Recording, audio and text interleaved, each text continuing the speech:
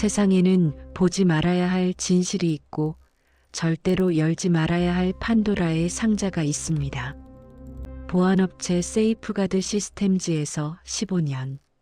수만 대의 CCTV를 관리하며 인간의 추악한 민낯을 데이터로 읽어온 제게 가장 잔인한 영상은 정작 제 집 안방에서 시작되었습니다. 어제 저녁 10시. 모두가 퇴근한 차가운 사무실. 시계 바늘의 날카로운 소리와 서버팬의 웅웅거리는 진동만이 제 고독을 채우고 있었습니다. 습관적으로 홈캠 앱을 켠 순간 제 심장은 그대로 멎어버렸습니다. 화면 속 아내 수진이가 임신 7개월의 무거운 몸으로 식탁 앞에 앉아 서럽게 울고 있었거든요. 그 앞에는 낮에 새엄마가 임신한 며느리에게 이만한 게 없다며 사흘 밤낮을 고아준 3만 원짜리 토종닭. 삼계탕이 야속하게도 김을 모락모락 피워 올리고 있었습니다. 하지만 아내는 갑자기 울음을 멈추더니 기괴할 정도로 차가운 표정으로 그 소중한 보양식을 검은 비닐봉지에 쓸어 담기 시작했습니다. 미안해요. 정말 미안해요. 하지만 이렇게라도 해야 해. 우리 아기를 지켜야 하니까. 아기를 지킨다니요? 대체 누구로부터?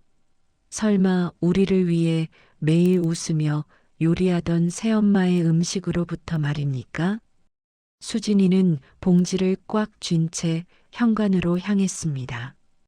영하 5도의 칼바람이 부는 밤이었어요. 홈캠의 시야는 현관문 밖 복도까지만 허락되었고 어둠이 짙게 깔린 복도 끝으로 아내의 그림자가 사라졌습니다. 그때부터 저는 시간을 재기 시작했습니다. 15년 차 보안 전문가의 본능이었죠. 10시 15분 23초 현관문 이탈. 10시 25분 37초 현관문 진입. 정확히 10분 14초. 다시 카메라에 잡힌 아내의 손은 텅 비어 있었습니다. 우리 집에서 아파트 쓰레기 소각장까지는 왕복 3분 30초면 충분합니다. 엘리베이터를 기다리는 변수까지 포함해도 5분이면 넉넉하죠. 그렇다면 나머지 5분 14초 동안 수진이는 무엇을 했을까요?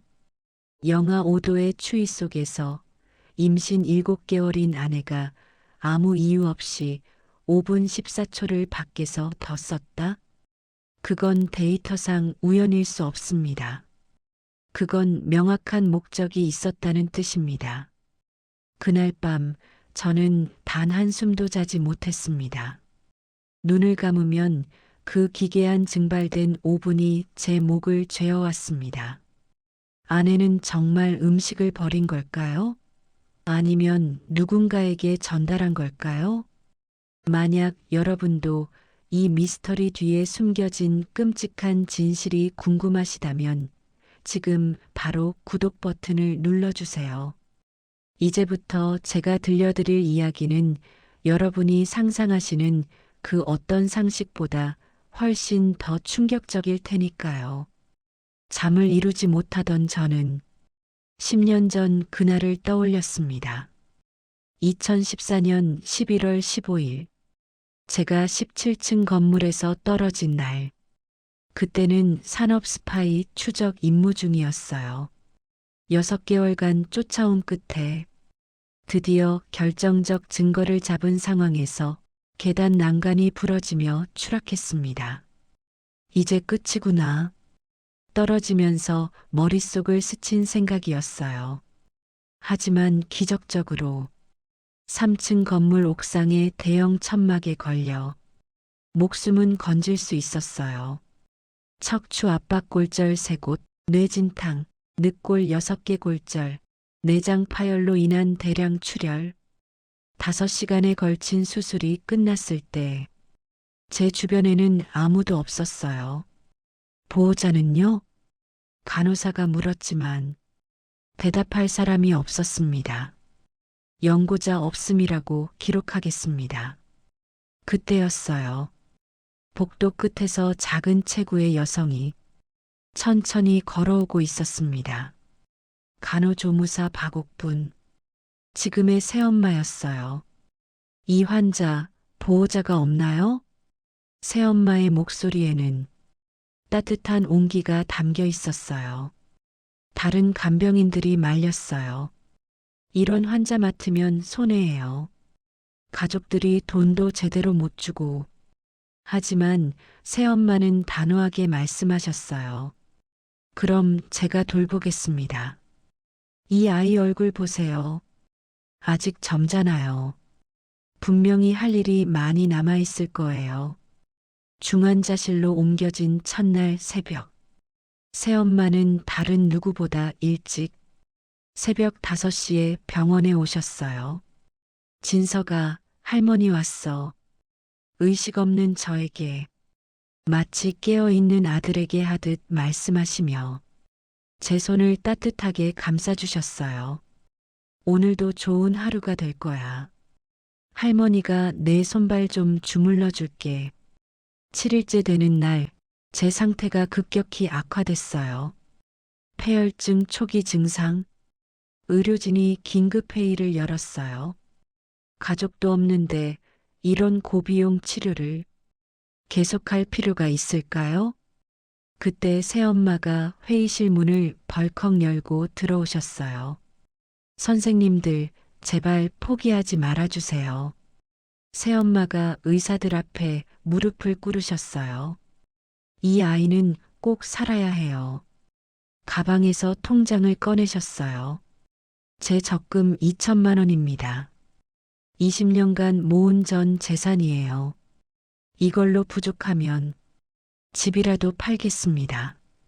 의료진이 깜짝 놀랐어요. 박 선생님, 가족도 아닌데 그렇게까지 하실 필요가. 가족이 뭔가요?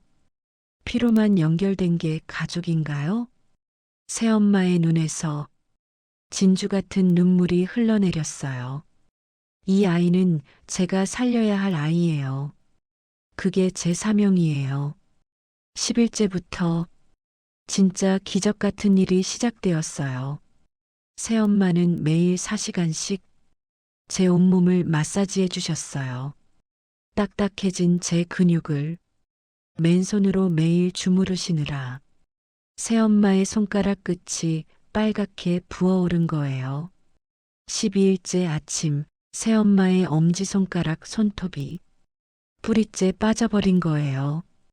간병인들이 말렸어요. 박 선생님, 정말 그만하세요. 보기만 해도 아파요. 하지만 새엄마는 고개를 저으셨어요. 아니에요. 안 아파요. 이 아이가 더 아파요. 이 아이가 더 힘들어요. 그 후로도 계속됐어요. 왼손 손톱 5개, 오른손 손톱 5개, 총 10개의 손톱이 모두 빠졌어요. 새엄마의 손가락 끝은 생고기처럼 빨갛게 짓무러져 있었어요. 그래도 마사지를 멈추지 않으셨어요. 38일째, 제 손가락이 아주 작게, 하지만 분명히 움직인 거예요. 새엄마가 그 미세한 움직임을 놓치지 않으셨어요. 진서가, 지금 손가락 움직였지? 할머니가 봤어. 분명히 봤어. 그리고 42일째, 제가 눈을 뜬 거예요. 첫 번째로 본 게 상처투성이 손가락으로 제 이마를 쓰다듬어 주시는 새엄마의 환한 미소였어요. 진서가 깨어났구나. 할머니의 기도가 통했구나. 새엄마가 목 놓아 우시면서 제 머리를 감싸 안으셨어요. 42일 만에 우리 진석이가 돌아왔구나. 그때 저도 눈물이 터져 나왔어요. 이분이 아니었다면 저는 지금 이 세상에 없었을 겁니다. 퇴원하던 날 새엄마가 제게 마지막으로 하신 말씀. 진서가, 이제 너는 두 번째 인생을 사는 거야. 더 소중하게 살아야 해. 그리고 언젠가 내가 누군가를 구할 수 있는 사람이 되었으면 좋겠다. 그래서 저는 보안 전문가가 되었어요. 새엄마처럼 누군가를 지키고 보호하는 사람이 되고 싶었거든요. 그리고 3년 후 새엄마는 아버지와 재혼하셨어요. 저에게는 생명의 은인이 어머니가 되신 거였습니다. 하지만 지금 그런 분을 제가 의심해야 하는 상황이라니. 다음 날 아침 저는 일부러 아무 일도 없었던 것처럼 행동했습니다. 수진아, 어젯밤에 잠 좀 설쳤나? 얼굴이 많이 안 좋아 보이네. 아내는 임신부 특유의 부종으로 퉁퉁 부은 얼굴로 저를 바라봤습니다. 눈이 계속 흔들렸어요. 젓가락 쥔 손이 미세하게 떨렸고 말끝이 자꾸 내려앉았습니다. 괜찮아요. 아기가 좀 많이 움직여서 거짓말이었어요. 목소리가 평소보다 한 톤 높았고 말하는 속도도 빨라졌어요. 식탁 위에는 새엄마가 차려주신 아침상이 놓여 있었어요. 따뜻한 미역국, 갓 구운 생선, 그리고 어젯밤 수진이가 그 신비로운 10분 14초 동안 처리했던 삼계탕과 똑같은 스타일의 진한 육수가 담긴 그릇. 어머니가 새벽부터 일어나서 또 끓여주셨네. 수진이의 얼굴이 눈에 띄게 창백해졌습니다. 수진아, 네. 저는 조용히 물었어요. 혹시 새엄마 음식에 뭔가 문제가 있다고 생각해? 그 순간 수진이의 얼굴에서 모든 표정이 사라졌습니다. 마치 순간적으로 방어막을 친 사람처럼요. 어깨가 움츠러들고 시선이 완전히 다른 곳으로 향했어요. 무슨 말씀이세요? 어젯밤에 봤거든.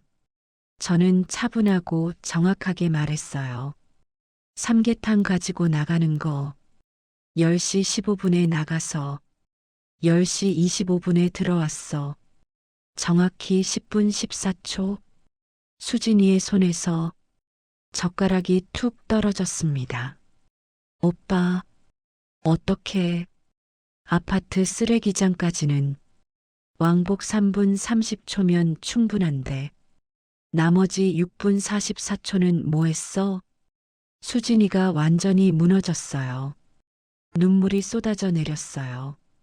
오빠, 그건 이유가 있지? 3만 원짜리 삼계탕을 그런 식으로 처리할 이유가. 한참을 흐느끼던 수진이는 끝내 고개를 저었습니다. 아니에요. 아무것도 아니에요. 수진이는 자리에서 벌떡 일어나 안방으로 들어가 문을 쾅 닫았습니다. 저는 그 순간 깨달았습니다. 수진이는 저를 속이려는 게 아니었습니다. 저를 끌어들이지 않으려는 거였습니다. 그리고 가장 중요한 단서는 그 신비로운 10분 14초 동안 수진이가 진짜 무엇을 했는지 찾는 것이었어요. 그날 저녁 저는 본격적인 관찰을 시작했습니다. 회사에서 가져온 소형 카메라를 거실 한쪽에 설치했어요. 다음 날 새벽 실시간 감시가 시작되었습니다. 새벽 5시 10분, 새엄마가 이미 부엌에서 움직이고 계셨습니다. 어제와 동일한 시간. 그런데 뭔가 이상했습니다. 소금통을 들었다가 내려놓고 설탕통을 들었다가 또 내려놓고 같은 행동을 3번 반복하시더군요. 이게 뭐였더라? 그런데 바로 그때였습니다. 새엄마가 조미료 선반에서 흰색 가루가 들어있는 통 하나를 집어드셨어요. 저는 화면을 자세히 봤습니다. 그 통은 제가 알고 있던 설탕통 모양이 아니었습니다. 세탁세제통. 새엄마는 아무렇지 않게 그 하얀 가루를 끓고 있는 거대한 삼계탕 냄비에 넣기 시작했습니다. 한 숟가락, 두 숟가락. 안 돼. 저는 급하게 집으로 달려갔습니다. 수진아, 국 마시지 마. 제가 현관문을 열고 들어서자 식탁에는 이미 아침 식사가 차려져 있었습니다. 수진이는 수저를 들고 김이 모락모락 나는 삼계탕 국물을 떠먹으려던 참이었어요. 잠깐, 저는 수진이의 손을 급하게 막았습니다. 그 국 마시면 안 돼. 저는 삼계탕 그릇을 가까이 들이댔습니다. 그런데 확실히 평소와 다른 냄새가 났습니다. 비누 냄새. 하지만 동시에 이상했어요. 세제 냄새치고는 너무 약했거든요. 진서가 무슨 일이야? 새엄마가 부엌에서 나오셨어요. 평소와 다름없는 따뜻한 미소를 지으시며 어머니, 혹시 국에 뭘 넣으셨어요? 응, 평소처럼 넣었는데 소금하고 설탕 조금. 새엄마의 표정에는 정말로 진심이 담겨 있었습니다. 아기는 전혀 없었어요. 그저 헷갈림이었을 뿐. 바로 그때 누군가 들어오는 소리가 들렸습니다. 어머, 무슨 일이야? 아침부터 시끄럽네. 누나 진이었습니다. 누나는 평소처럼 장을 보고 오신 참이었어요. 너무 절묘한 타이밍이었어요. 누나는 부엌으로 가서 조미료 선반을 확인하기 시작했습니다. 어머, 정말이네. 그리고는 세제통과 설탕통을 나란히 들고 나왔어요. 봐봐, 이렇게 비슷하게 생겼잖아.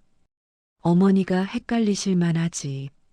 하지만 저는 이상한 점들을 발견했어요. 저는 세제통을 자세히 관찰했습니다. 라벨이 비뚤어져 있었어요. 가장자리가 들떠 있었고 접착 흔적이 두 겹이었어요. 조심스럽게 스티커를 떼어내자 밑에 진짜 라벨이 나왔어요. 중력분 베이킹 파우더. 누나가 베이킹 파우더 통에 세제 라벨을 붙여서 가짜 세제를 만든 거였어요. 그 순간 저는 15년간의 경험이 작동하는 걸 느꼈어요. 이건 연출이다. 세제 사건은 1차 함정. 진짜 목적은 따로 있다. 누나가 의미심장한 시선으로 수진이를 바라봤습니다. 수진아, 혹시 내가 옮겼니? 순간 수진이의 얼굴이 창백해졌습니다. 저는 누나는 그 표정만 보고도 결론을 내린 사람처럼 말했습니다. 그럼 누가 옮겼을까? 어머니는 요즘 기억이 많이 흔들리시잖아. 저는 그 순간 누나의 진짜 목적을 깨달았어요. 수진이를 범인으로 몰아가거나 새엄마의 치매를 기정사실화하는 것. 수진이는 자리에서 일어나 안방으로 들어가 버렸습니다. 아무 말도 하지 않은 채로 누나가 한숨을 쉬었습니다. 저런, 참, 진서가 사실 말이지. 요즘 새엄마가 깜빡하시는 일이 너무 많아. 어제도 빨래를 3번이나 돌리셨어. 같은 빨래를. 그리고 가습을 켜놓고 깜빡하신 적도 여러 번 있고. 하지만 저는 확신했어요. 세제통은 미끼. 진짜 위험한 건 따로 있다. 그날 오후 저는 진짜 조사를 시작했습니다. 새엄마의 일상 패턴을 분석하기 시작했어요. 아침 6시 기상, 6시 30분 영양제 복용, 7시 아침 준비, 8시 가족 식사, 영양제, 그때 저는 결정적인 단서를 발견했어요. 새엄마가 드시는 영양제 통에 라벡이 두 겹으로 붙어 있었던 겁니다. 세제통과 똑같은 패턴이었어요. 아래쪽 라벨이 살짝 삐져나와 있었어요. 조심스럽게 위쪽 라벨을 떼어내자 밑에서 나온 진짜 라벨, 수면 유도제 조나잼 OM기, 부작용 경고문, 장기 복용 시 기억력 감퇴, 인지 능력 저하 가능, 임신부 복용 금지. 이거였구나. 집을 나선 저는 동네 약국을 찾아갔어요. 약사님, 이 약에 대해 문의드리고 싶은데요. 저는 영양제 통과 진짜 약 이름을 보여드렸어요. 아, 이건 수면제네요. 그런데 이 비타민 통에 왜 들어있어요? 혹시 이런 약을 장기 복용하면 어떤 부작용이 있나요? 약사가 심각한 표정을 지었어요. 이건 정신과 처방약인데요. 정상인이 장기 복용하면 기억력 장애, 인지능력 저하가 올 수 있어요. 특히 고령자의 경우 치매와 유사한 증상이 나타날 수 있고요. 그리고 임산부는 절대 복용하면 안 됩니다. 저는 그 순간 모든 퍼즐이 맞춰지는 걸 느꼈어요. 새엄마가 최근 들어 깜빡하시는 것들, 반복적인 행동들, 기억력 저하, 그 모든 게 인위적으로 만들어진 증상이었던 거예요. 누나는 새엄마가 자연스럽게 치매 환자가 되도록 제조하고 있었던 겁니다. 약사가 마지막으로 말했어요. 혹시 이런 일이 의심되신다면 경찰서나 보건소에 신고하시는 게 좋겠어요. 이건 명백한 약물 남용이거든요. 저는 약사에게 감사 인사를 하고 집으로 돌아왔습니다. 이제 모든 진실이 명확해졌어요. 세제 사건은 1차 트랩. 진짜 범행은 매일 아침 영양제 시간에 벌어지고 있었던 거예요. 그리고 그 배후에는 누나 진이가 있었어요. 하지만 아직 의문이 남았어요. 누나는 왜 이런 짓을 할까? 새엄마를 치매 환자로 만들어서 뭘 얻으려는 걸까? 그리고 가장 중요한 건 수진이의 10분 14초 미스터리였어요. 수진이는 이 모든 걸 알고 있었을까? 그날 밤 저는 수진이와 진짜 대화를 나눴어요. 더 이상 추궁이나 신문이 아닌 진심 어린 대화로 말이에요. 수진아, 나 좀 봐. 수진이는 침대에 누워 배를 쓰다듬고 있었어요. 오빠, 이제 다 알았어. 누나가 새엄마한테 뭘 하고 있는지.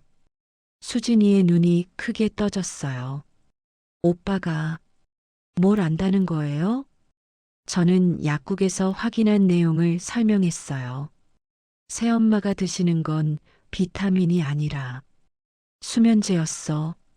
장기 복용하면 치매와 똑같은 증상이 나타나는. 수진이가 결과를 듣더니 완전히 무너져 내렸어요. 오빠, 드디어 알아줬네요. 수진아, 너도 알고 있었구나. 네, 한 달 전부터 알고 있었어요. 수진이가 떨리는 목소리로 말하기 시작했어요. 처음에는 저도 몰랐어요. 누나가 가져다 주신 영양제를 어머니와 같이 먹으라고 하셔서 그냥 먹었거든요. 같이 먹었다고? 네. 그런데 먹고 나서 너무 졸리고 어지러워서 이상하다 싶었어요. 수진이가 침대 밑에서 작은 수첩을 꺼냈어요. 그래서 인터넷으로 약 모양을 찾아봤더니 수면제였어요. 임산부 금기 약물이라고 나와 있더라고요. 그때 깨달았어요. 누나가 우리를 속이고 있다는 걸. 저는 수진이의 손을 잡았어요. 그래서 어머니 음식을 매일 밤 처리했던 거구나. 네. 어머니께는 죄송하지만 아기를 지켜야 했거든요. 그런데 오빠, 수진이가 더 심각한 표정을 지었어요. 제가 알아낸 건 이것만이 아니에요. 뭔데? 수진이가 수첩을 펼쳤어요. 누나가 무슨 계획을 세우고 있는지 42일간 다 기록했어요. 저는 수첩을 받아들고 첫 페이지를 펼쳤습니다. 수진이의 42일 관찰일기 주요 내용. 3월 15일. 누나와 아버지가 거실에서 조용히 대화하는 걸 들었다. 어머니 상태가 이 정도면 성년후견인 신청할 수 있겠지? 아직은 이르다. 좀 더 기다려야지. 3월 18일. 어머니 명의 부동산을 확인했다. 강남 상가 건물. 시가 15억 원. 누나의 목적을 알겠다.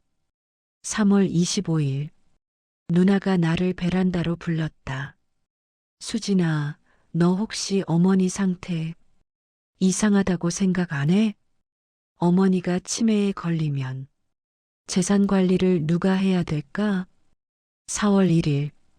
어머니가 끓여주신 삼계탕을 처음으로 버렸다. 혹시 음식에도 약이 들어있을까봐. 4월 5일. 누나의 협박이 시작됐다. 수진아, 내 뱃속의 아이 무사하고 싶으면 입 닥쳐. 치매 시어머니가 임신한 며느리를 계단에서 밀었다. 세상이 누구 말을 믿겠니? 4월 10일. 매일 밤 음식을 처리하러 나간다. 하지만 그냥 버리기는 아까워서 경비실 김아저씨께 드린다. 김아저씨가 항상 고마워하시며 어머니 안부를 물어보신다. 그래서 시간이 오래 걸린다. 일기를 다 읽은 저는 가슴이 미어질 것 같았어요. 수진아, 정말 고생했구나. 그럼 그 10분 14초는 수진이가 조용히 말했어요. 실은 음식을 버리기만 한 게 아니에요. 경비실 아저씨한테 매번 가져다 줬어요. 김 아저씨는 혼자 사시거든요. 그리고 당뇨 때문에 잘 못 드시고, 그래서 어머니가 정성스럽게 끓여주신 음식을 그냥 버리기가 너무 아까워서 저는 감동받았어요. 임신 7개월인 몸으로 매일 밤 추운 곳을 오가며 누나의 협박에 시달리면서도 음식을 아까워하는 마음을 잃지 않았다니. 그럼 6분 44초는 김 아저씨가 항상 고마워하시면서 이런저런 얘기를 하세요. 어머니 안부도 물어보시고 오빠 직업이 뭔지도 물어보시고 그래서 시간이 오래 걸린 거예요. 저는 수진이를 꽉 안아줬어요. 고생했어. 정말 고생 많이 했어. 이제 괜찮아. 내가 다 해결할게. 하지만 수진이가 마지막으로 가장 중요한 정보를 말해줬어요. 오빠, 그런데 급해요. 뭐가? 누나가 내일 보건소에 신고를 낸대요. 그리고 다음 주에 어머니를 병원에 데려가서 치매 진단을 받게 할 거래요. 그럼 정말로 어머니 재산을 누나가 다 가져가게 돼요. 제가 벌떡 일어났어요. 그럼 내일까지 모든 걸 끝내야 한다는 얘기구나. 오빠, 어떻게 하죠? 저는 차분하게 말했어요. 수진아, 경찰서에 신고할 거야. 약물 투여와 협박에 대해서, 그리고 변호사와 상담도 받을 거고. 하지만 그 전에 누나와 아버지에게 마지막 기회를 줄 거야. 자진해서 중단하고 새엄마께 사과할 기회를. 수진이가 걱정스런 표정으로 말했어요. 오빠, 정말 이길 수 있을까요? 누나와 아버지가 한편인데 저는 확신에 찬 목소리로 말했어요. 수진아, 우리에겐 가장 중요한 게 있어. 뭐요? 진실이야. 그리고 새엄마를 정말로 사랑하는 마음. 42일간 저를 살려주신 그 은혜를. 이제 제가 갚을 때야. 저는 수진이를 안전한 곳으로 피신시킨 후 본격적인 증거 수집에 들어갔어요. 약국 상담 기록, 수진이의 42일 일기, 영양제 통의 라벨 증거, 그리고 가장 중요한 수진이의 녹음 파일. 모든 증거가 준비되었어요. 이제 진짜 대결이 시작될 때였습니다. 다음 날 아침, 저는 누나와 아버지를 카페로 불러냈습니다. 더 이상 미룰 수 없었어요. 누나, 아버지, 중요한 얘기가 있어서요. 커피숍에서 마주 앉은 우리 가족. 하지만 이미 가족이 아니었어요. 저는 약국 상담 기록을 테이블 위에 올려놓았습니다. 이거 뭔지 아세요? 누나의 얼굴이 순간 굳어졌어요. 뭔데? 새엄마가 드시는 비타민에. 진짜 정체예요. 수면제. 장기 복용 시 치매 유사 증상을 유발하는 약물이에요. 아버지가 결과지를 보며 말문이 막혔어요. 이게 무슨... 하지만 누나는 차분했어요. 너무 차분해서 오히려 소름이 돋을 정도였어요. 진서가, 너 정말 대단하다. 하지만 이미 늦었어. 내일 보건소에 신고 넣을 거야. 누나가 가방에서 서류를 꺼냈어요. 어머니 명의 상가 건물. 시가 15억 원. 아버지가 더욱 놀란 표정을 지었어요. 진이야, 그건 아직 이르다고 했잖아. 아버지, 이제 그런 여유 없어요. 누나가 저를 바라보며 말했어요. 진서가, 너 궁금하지 않아? 내가 왜 이런 짓을 하는지. 저는 조용히 고개를 끄덕였어요. 누나가 깊은 한숨을 쉬며 말하기 시작했어요.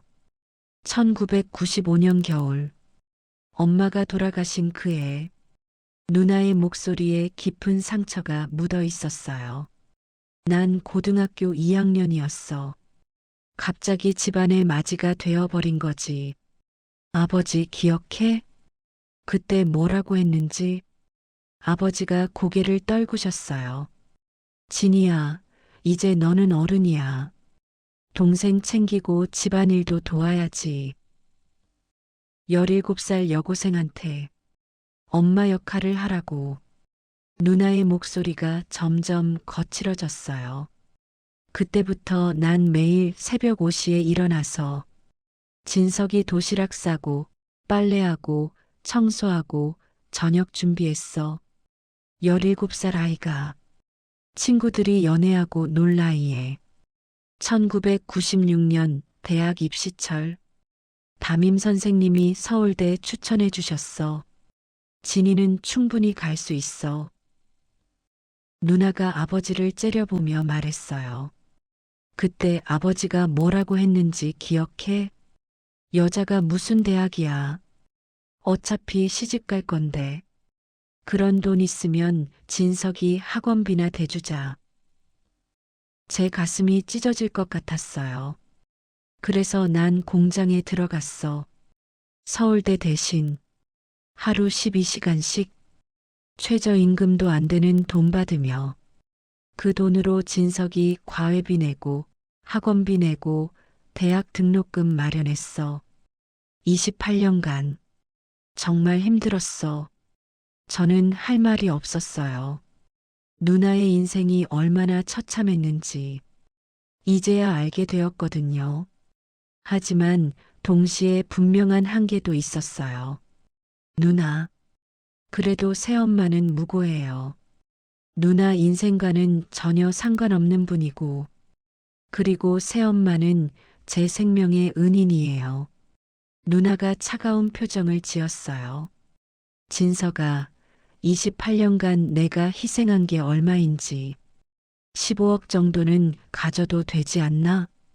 저는 단호하게 말했어요. 누나, 그래도 수단과 방법을 가려야죠. 새엄마를 치매 환자로 만드는 건 명백한 범죄예요. 그리고 수진이와 아기를 위협하는 것도. 누나가 마지막 카드를 꺼냈어요. 진서가, 아버지가 7년 전에 회사 돈 빼돌린 거 너도 알고 있었잖아. 아버지가 얼굴이 새하얘졌어요.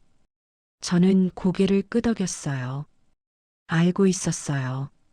그리고 그것도 잘못이었어요. 하지만 그것과 이것은 별개예요. 저는 핸드폰을 꺼냈어요. 누나, 지금 여기서 선택하세요. 스스로 보건소 신고를 취소하고 새엄마께 사과하세요. 아니면 제가 경찰서에 신고할게요.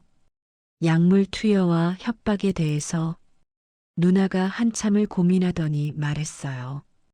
진서가, 정말로 내가 잘못한 거야? 누나, 아픈 과거가 있다고 해서 무고한 사람을 해쳐도 된다는 법은 없어요. 누나가 눈물을 흘리며 말했어요. 누나는 그대로 움직이지 않았어요. 말 그대로 몸에서 힘이 빠져버린 사람처럼 바닥에 앉은 채 손바닥으로 차가운 타일을 짚고 한동안 숨만 몰아쉬었어요. 저는 그 모습을 보며 문득 깨달았습니다. 이건 연기가 아니구나. 이건 들킨 사람의 절망이 아니라 무너진 인생의 소리라는 걸. 누나는 울지 않았어요. 소리도 내지 않았어요.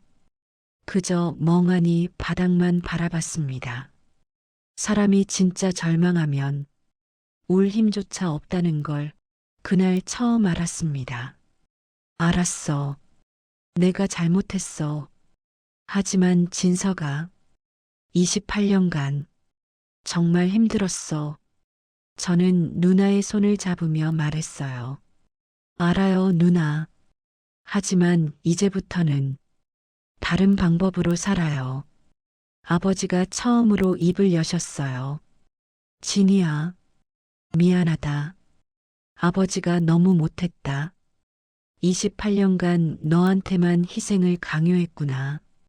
저는 아버지를 바라보며 말씀드렸어요. 아버지도 책임을 지셔야 해요. 퇴직하시고 그 돈으로 피해 보상하시고 누나와 함께 새로 시작하세요. 그날 저녁 저는 수진이의 42일 일기를 처음부터 끝까지 다시 읽어봤어요. 임신 7개월인 아내가 42일간 혼자 견딘 그 무게를 이제야 완전히 이해할 수 있었거든요. 3월 1일 누나가 영양제를 가져다 주셨다. 처음에는 정말 고마웠다.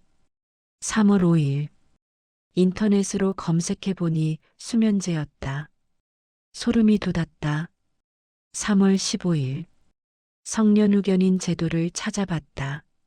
누나의 목적을 알겠다. 3월 25일 누나가 본격적으로 계획을 실행하려는 것 같다. 4월 1일 더 이상 가만히 있을 수 없다. 하지만 누구에게 말하지? 4월 5일 누나의 협박이 시작됐다. 너무 무서웠다.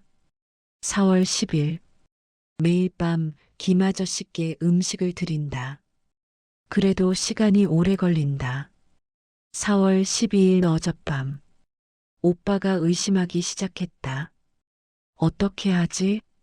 오늘 드디어 오빠가 모든 걸 알아냈다. 이제 끝날 수 있을까? 42일간 혼자 견딘 이 무게. 저는 수진이를 꽉 안아줬어요.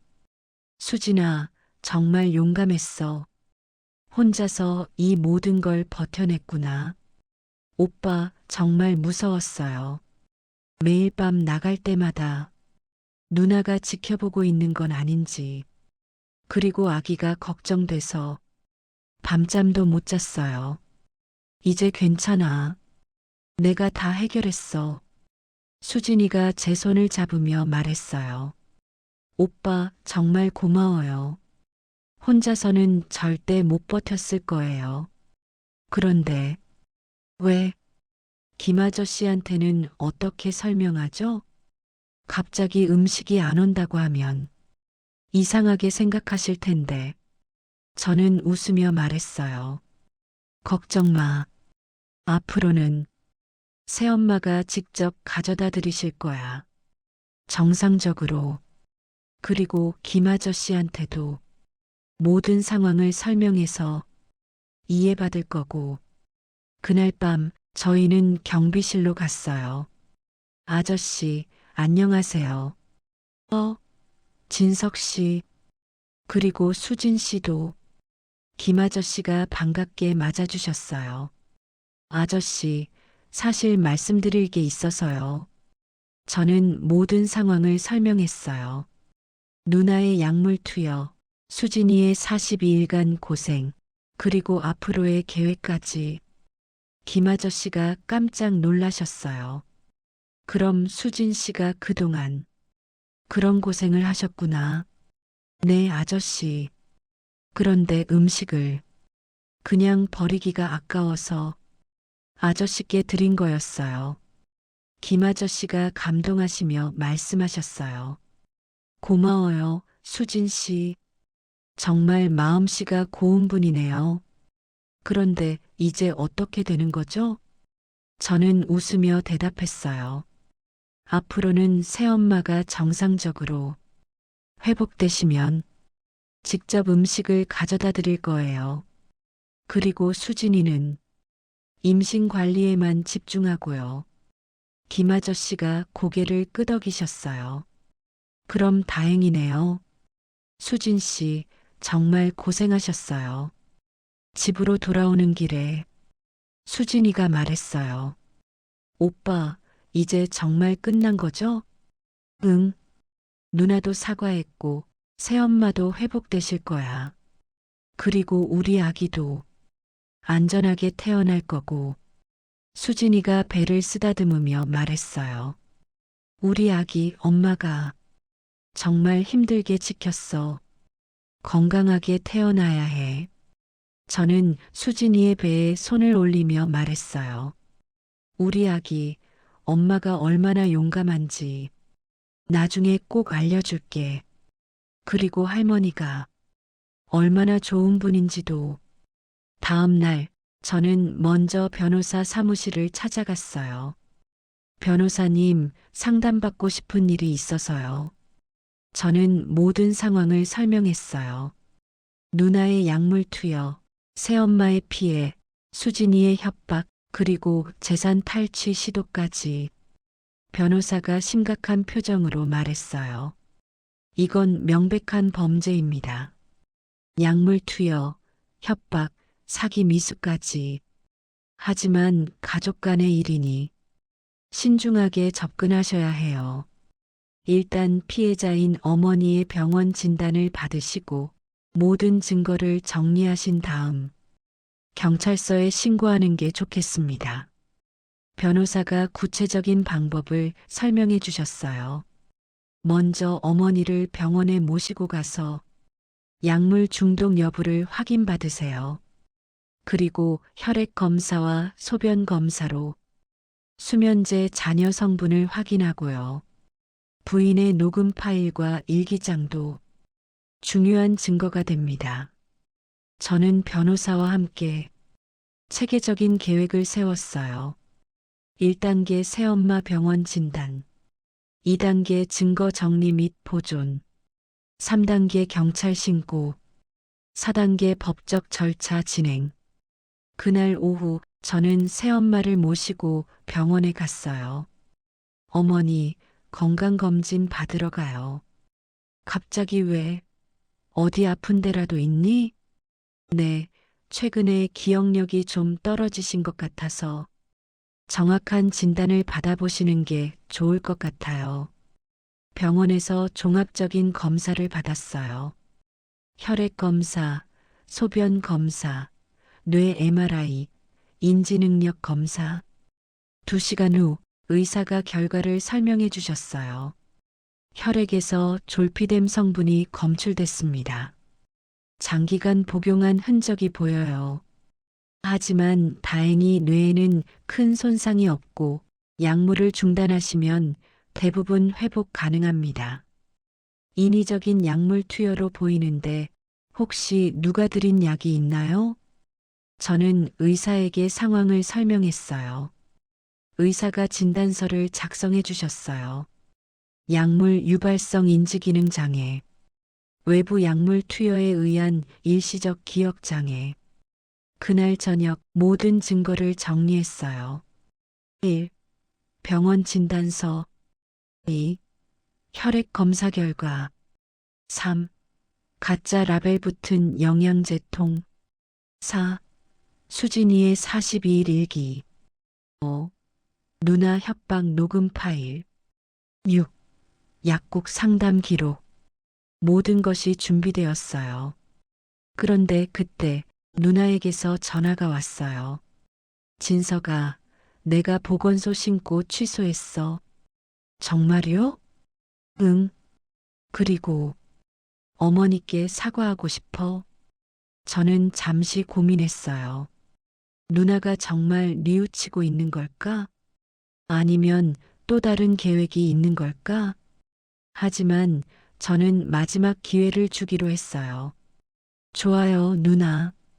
내일 온 가족이 모여서 정리하죠. 하지만 조건이 있어요. 뭔데?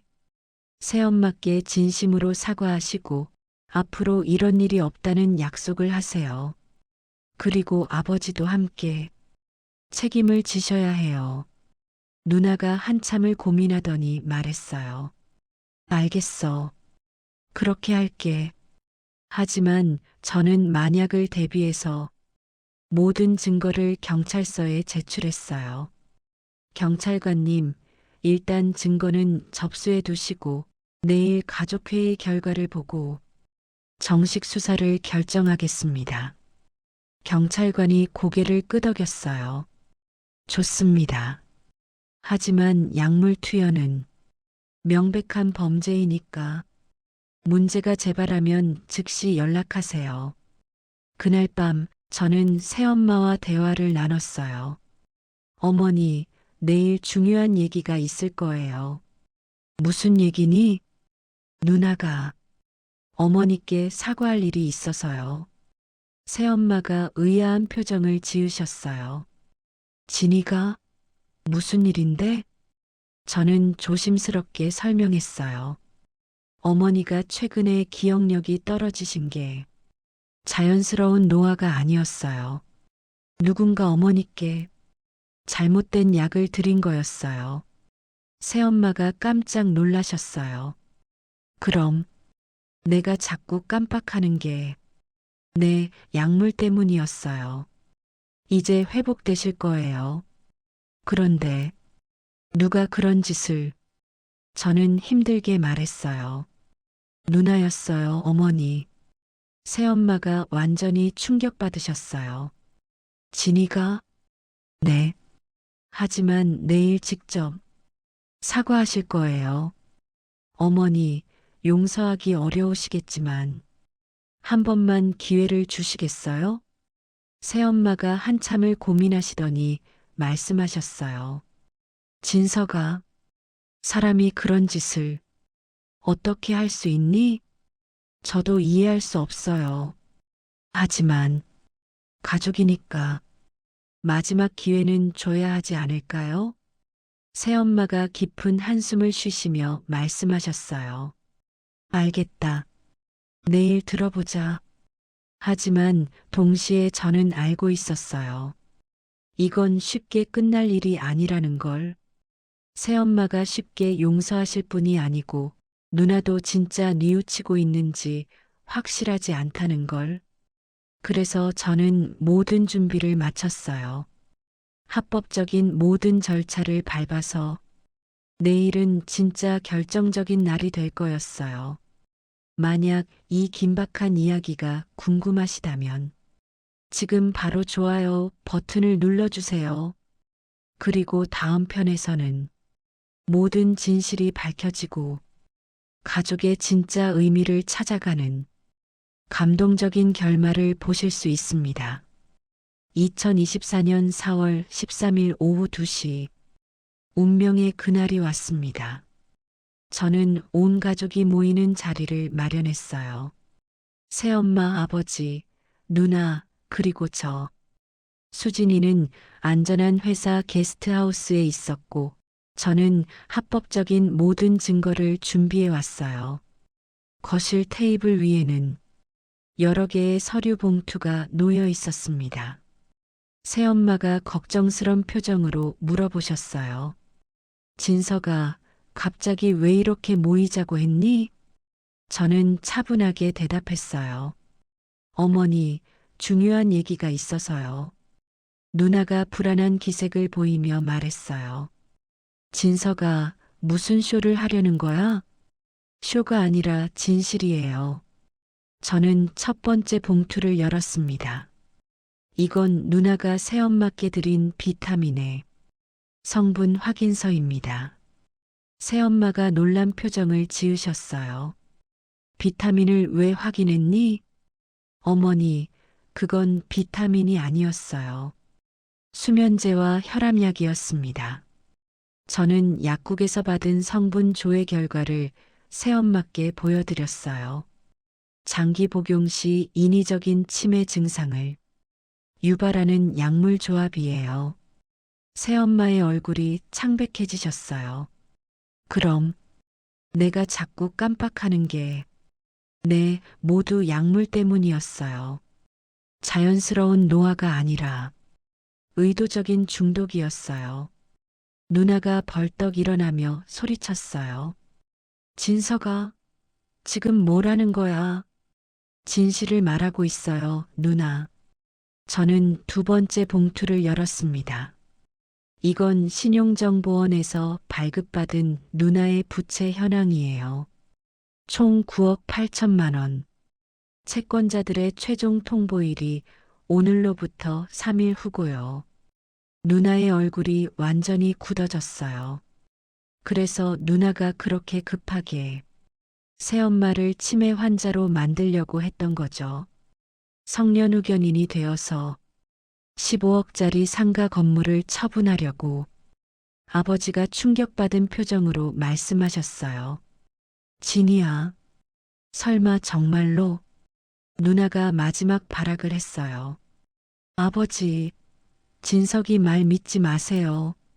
진석이도 아버지 횡령건 공범이에요. 하지만 저는 준비되어 있었어요. 그 얘기가 나왔으니 말인데, 저는 세 번째 봉투를 열었습니다. 이건 7년 전 횡령 사건의 은행 거래 내역 사본이에요. 누나, 사실은 누나가 주범이었죠? 누나가 깜짝 놀라며 말했어요. 뭔 소리야? 아버지 명의로 된 계좌지만 실제로는 누나가 관리했고 누나가 사업자금으로 빼돌린 거였죠. 저는 은행에서 발급받은 거래 내역서를 꺼냈어요. 누나 통장 거래 내역이에요.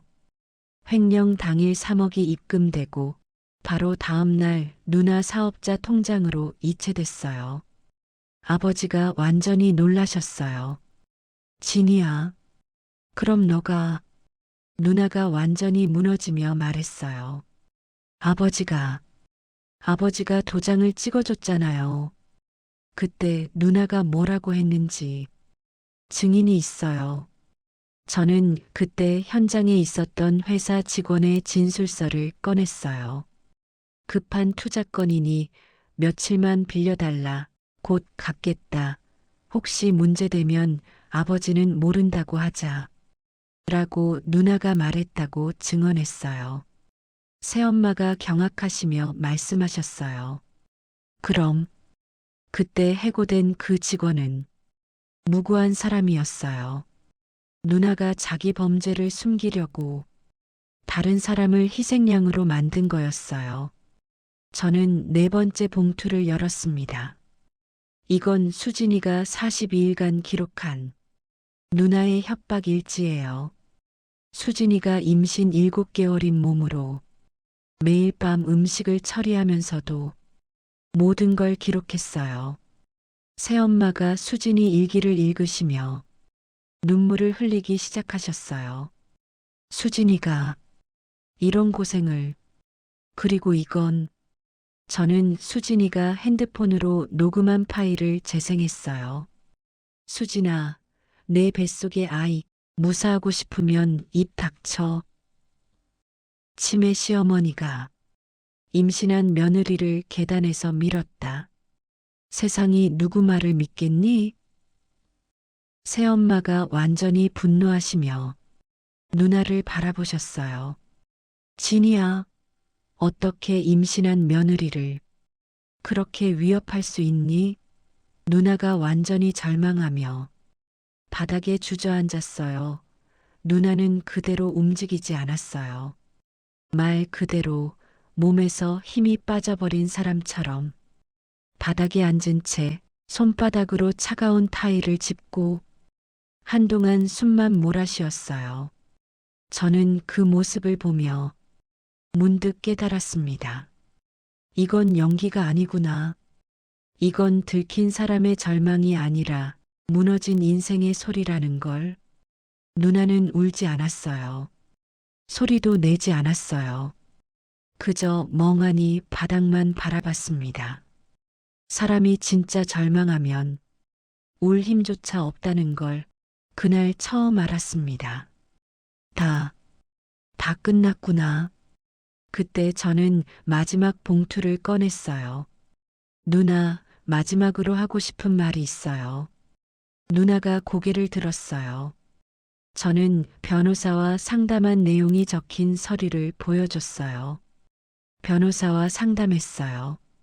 누나의 과거 사정을 모두 설명하고 28년간 누나가 겪은 일들, 희생한 것들, 포기해야 했던 꿈들. 누나가 놀란 표정을 지었어요. 진서가, 누나가 왜 이런 일을 했는지 이해해요. 하지만 이해한다고 해서 범죄가 정당화되지는 않아요. 저는 핸드폰을 꺼냈어요. 지금 경찰서에 신고 전화를 걸 수도 있어요.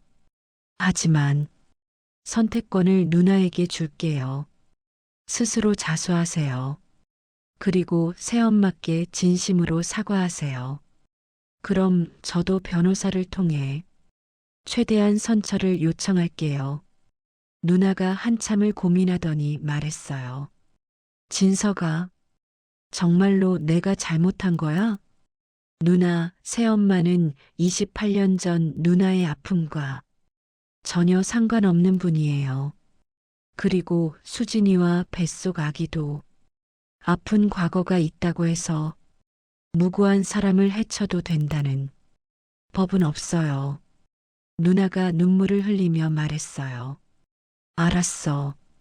내가 자수할게. 하지만 진서가, 네, 28년간 정말 힘들었어. 그것만은 알아줘. 저는 누나의 손을 잡으며 말했어요. 알아요, 누나. 하지만 이제부터는 다른 방법으로 살아요. 범죄 말고 다른 방법으로. 아버지가 처음으로 입을 여셨어요. 진이야, 미안하다. 아버지가 너무 못했다. 28년간 너한테만 희생을 강요했구나. 아버지도 책임을 져야겠다. 새엄마가 아버지의 손을 잡으시며 말씀하셨어요. 여보, 지금 중요한 건 과거를 후회하는 게 아니라 앞으로 어떻게 살 것인가예요. 진이도 마찬가지고요. 그날 저녁 누나는 스스로 경찰서에 가서 자수했어요. 경찰서 앞에서 누나는 한참을 서 있었습니다. 문을 열면 모든 게 끝난다는 걸 본능적으로 알고 있었던 거죠. 손잡이를 잡았다가 놓고 다시 잡았다가 또 놓고 그 사이 누나의 어깨는 점점 더 작아졌어요. 진서가, 누나가 처음으로 제 이름을 어릴 때 부르던 목소리로 불렀습니다. 나 무섭다. 그 한마디에 저는 아무 대답도 하지 못했어요. 대신 문 손잡이를 함께 잡아줬습니다. 그리고 말했어요. 그래도 가야 해. 누나. 저도 변호사와 함께 동행해서 누나의 과거 사정을 모두 설명했어요. 경찰관이 말했어요. 피해자 측에서 선처를 요청하고 자수까지 했으니 형량이 많이 줄어들 것 같습니다. 하지만 저는 알고 있었어요. 이건 완벽한 승리가 아니라는 걸. 가족이 깨졌고 누나는 감옥에 가야 하고 아버지는 평생 죄책감을 안고 살아야 해요. 하지만 그래도 새엄마와 수진이 그리고 뱃속 아기는 안전해졌어요. 그것만으로도 충분했어요. 6개월 후 2024년 10월 15일 수진이가 건강한 아들을 낳았어요. 박준우 3.2kg의 튼튼한 아기. 수술실에서 나온 의사가 환한 미소로 말했어요. 축하합니다. 산모, 아기 모두 건강해요. 저는 유리창 너머 신생아실에서 우리 아들을 바라봤어요. 작은 손, 작은 발, 열심히 울어대는 작은 입. 이 아이를 지키기 위해 수진이가 42일간 싸웠구나. 새엄마가 제 옆에 서서 같이 아기를 바라보셨어요. 진서가 이 아이 이름 뭐라고 할 거니? 준우요. 박준우. 준우? 좋은 이름이네. 무슨 뜻이니? 준수할 준, 도울 우. 훌륭하고 남을 돕는 사람이라는 뜻이에요. 새엄마가 고개를 끄덕이시며 말씀하셨어요. 할머니처럼 아빠처럼 남을 도우며 살라는 뜻이구나. 그때 아버지가 다가오시며 말씀하셨어요. 진서가 아버지가 회사에 사표를 냈다. 네. 28년간 진이한테만 희생을 강요했는데 아버지는 편하게 살 수가 없더라. 그래서 퇴직금으로 그때 억울하게 해고된 직원에게 배상을 하려고 한다. 저는 아버지를 바라보며 말씀드렸어요. 아버지, 그럼 생활은 어떻게 하세요? 진이가 나오면 함께 작은 가게라도 해볼 생각이다. 이제라도 진짜 아버지 역할을 해보고 싶어? 새엄마가 아버지의 손을 잡으시며 말씀하셨어요. 여보, 잘 생각하셨어요. 늦었지만 그래도 시작하는 게 중요해요. 3주 후 퇴원한 수진이와 준우와 함께 집으로 돌아왔어요. 새엄마는 거의 완전히 회복되셨어요. 회복이라는 말은 참 잔인한 단어라는 생각이 들었어요. 겉으로는 멀쩡해 보여도 예전과 완전히 같을 수는 없었거든요. 새엄마는 같은 이야기를 하루에 2번 하시기도 했고 방금 들은 말을 금방 잊어버리시기도 했어요. 그럴 때마다 본인이 더 속상해 하셨어요. 내가 또 그랬지? 그 말 한마디에 우리는 아무 말도 할 수 없었습니다. 약물 부작용으로 인한 기억력 저하는 2달 만에 거의 사라졌어요. 하지만 완전히 예전 같지는 않았어요. 어머니, 아직도 가끔 깜빡하세요? 응, 조금씩은 남아있어. 그래도 많이 좋아졌어. 새엄마가 준우를 안으시며 말씀하셨어요.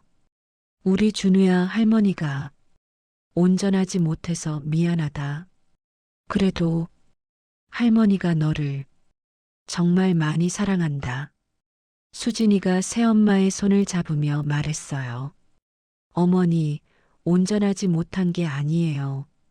어머니는 우리를 위해 정말 많은 걸 견뎌내셨어요.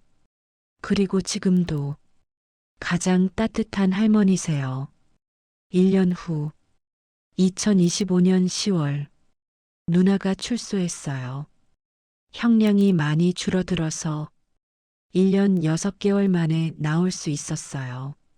저는 수진이와 준우와 함께 누나를 맞으러 갔어요. 누나는 많이 야위어 있었어요. 출소한 누나는 예전보다 말수가 훨씬 적어져 있었어요. 사람을 보는 눈빛도 달라졌고 손을 어디에 둬야 할지 몰라 하는 모습이 보였어요. 자유가 곧바로 회복을 의미하지는 않는다는 걸 그때 알았습니다. 누나는 아직도 세상에 적응하는 중이었어요. 하지만 예전처럼 날카로운 눈빛은 사라져 있었어요. 진서가 누나가 처음으로 준우를 보며 말했어요. 이 아이가 준우구나. 정말 예쁘다. 누나, 이제 다시 시작이에요. 응, 알고 있어. 감옥에서 많이 생각했어. 누나가 조심스럽게 말했어요. 진서가 나 정말 미안해. 수진이한테도 어머니한테도 괜찮아요, 누나. 이제 앞으로만 보세요. 아버지가 작은 분식집을 준비하고 계세요. 누나와 함께 할 수 있게. 누나가 눈물을 글썽이며 말했어요. 정말 다시 시작할 수 있을까? 물론이에요. 하지만 쉽지는 않을 거예요. 시간이 많이 걸릴 거고, 그날 저녁 온 가족이 모인 자리에서 누나가 무릎을 꿇고 사과했어요. 어머니, 정말 죄송합니다. 돌이킬 수 없는 일을 했습니다. 새엄마가 누나를 일으키시며 말씀하셨어요. 진이야, 이제 그만. 하지만 용서는 시간이 필요해. 네. 새엄마가 솔직하게 말씀하셨어요. 진이야, 할머니도 사람이야. 당장 모든 걸 용서하고 예전처럼 지내자고 할 수는 없어. 하지만 시간을 두고 천천히 관계를 회복해 보자. 억지로가 아니라 자연스럽게. 누나가 고개를 끄덕이며 말했어요. 네, 어머니. 저도 급하게 생각하지 않겠어요.